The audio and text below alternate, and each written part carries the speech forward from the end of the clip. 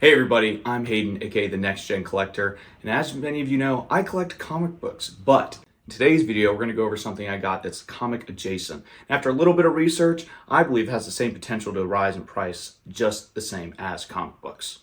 This time on the Next Gen Collector, we see what this goober is talking about. So, a little backstory. So, upon the passing of the creator of Dragon Ball, Akira Toriyama, I was looking to add something Dragon Ball to my collection, as it's been a very large part of my childhood.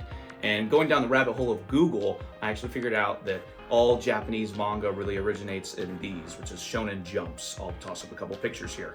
And before they can come out in one of these, which is a volume, which is accumulation of a bunch of chapters, they do come out chapters at a time, which I'm thinking is like bi-monthly maybe, or maybe monthly. I'm not entirely sure. But within these monthly chapters that come out in these Shonen Jumps, that is where these first appearances, first transformations, etc. actually occur. So after these findings, I went over to eBay, did my thing, searched a million different listings, tried to find prices of recently sold, which there's not a lot of, by the way, of these certain volumes, since they're from the East, they're from Japan, and a lot of them from the Dragon Ball series from the 80s and early 90s. So, but ultimately I narrowed down to one, shot an offer, got accepted.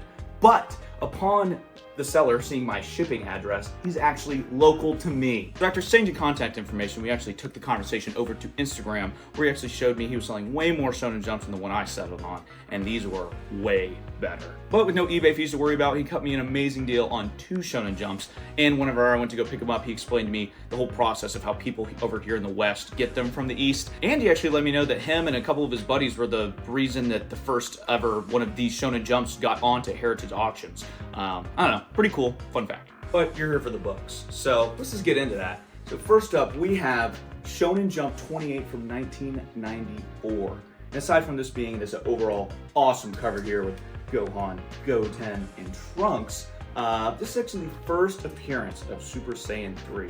Ultimately, I was drawn to this cover overall because it's awesome, but not a lot of the Shonen Jumps actually have the character or the series you're looking for on a cover, right? So there's tons of different stories and series within these. So the odds of something being a cool first appearance and having the cover of the series on it is, not very common. So that's ultimately why I picked this one.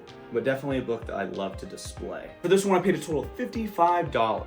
And next up, the more notable of the two, I would probably say, is Shonen Jump number 46 from 1988. Although not having a sick Dragon Ball cover like this one is actually home to the first appearance of probably one of my favorite characters in all of fiction, and that would be Gohan, who is the son of the main character, which many of you guys know, because who doesn't know Goku, right? And for this one, I paid a total of $100. But we're not quite done yet. For the next part of this video, I actually want to go over why this book and this character actually means so much to me. Growing up, a common question asked throughout being a kid is, who is your hero? A broad question initially. Many kids say notable figures, real and fictional. Superman, Martin Luther King, Iron Man, Neil Armstrong, but for me, the answer was always the same: my dad.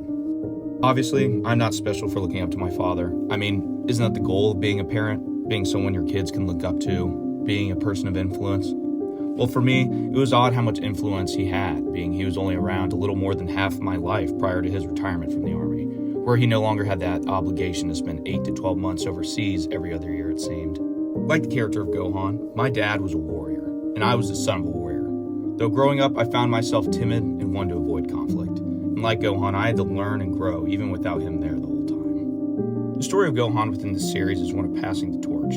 A story of a boy whose father is the strongest man in the universe and can conquer any obstacle in their way. And when it comes time for him to take the spotlight, his father is there for him as well.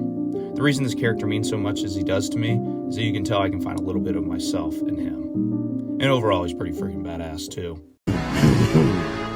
So, Hotshot, you want to fight Majin Buu? Fight you? No, I want to kill you. Also, I know this makes it sound like a lot like my dad passed away. That is definitely not the case. He's very much alive and enjoying his best life with this little dude right here. I know this video is a little bit different from all the other ones, but it was just one I really wanted to make. Especially means a little bit more now because at the point of actually finally recording this, I did receive my full ride ROTC scholarship to school. So ultimately my path is a little bit different to get there, but I am going to be following my father's footsteps, and ultimately at the end of my education nonsense that I will be serving this country. But for those of you who stuck around this far, thank you so much. And while you're at it, why don't you just hit subscribe and drop a comment down below of who your heroes are. But thanks again. See you in the next one.